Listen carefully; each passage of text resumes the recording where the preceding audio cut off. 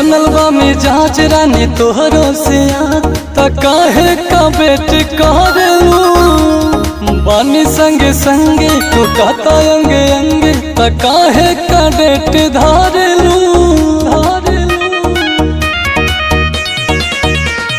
बनल बा मिजाज रानी तोहरो से त काहे का बेट करेलू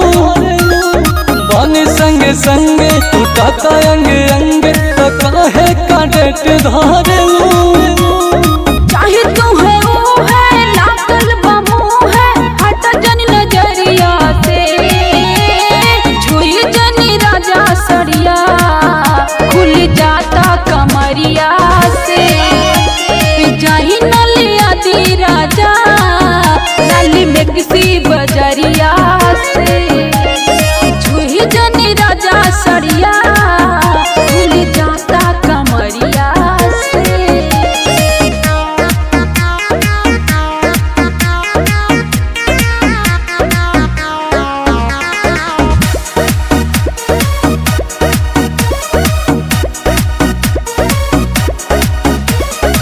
रात दिन तोहरा लेके बाती करतनी पूजा हो तोहरा सिवाना बाते केहू दिल में दूजा हो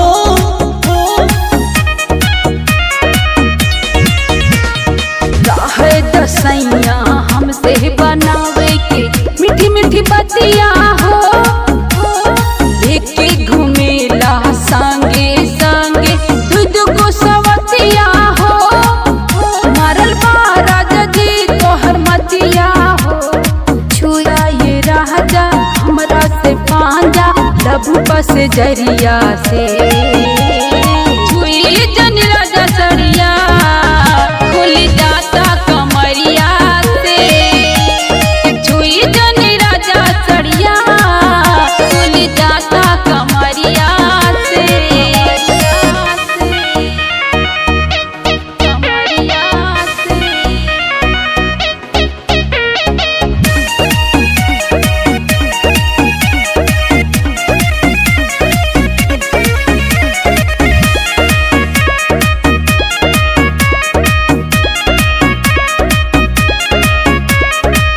ऐसे राही आँखी के सोझा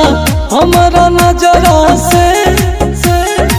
प्यार करे के मान कराता तोहरा कजरा से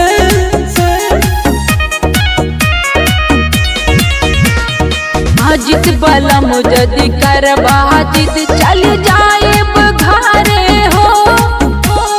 तोहरा यही अदा पे हमर जियरा जरे हो मरल राजा जी दूर मतिया हो कहे बड़ू सल हमारा से रूसल दिल के भीतरिया से छुई जनी राजा सरिया खुल जाता कमरिया से जाही नलिया दी राजा लाली में किसी बजरिया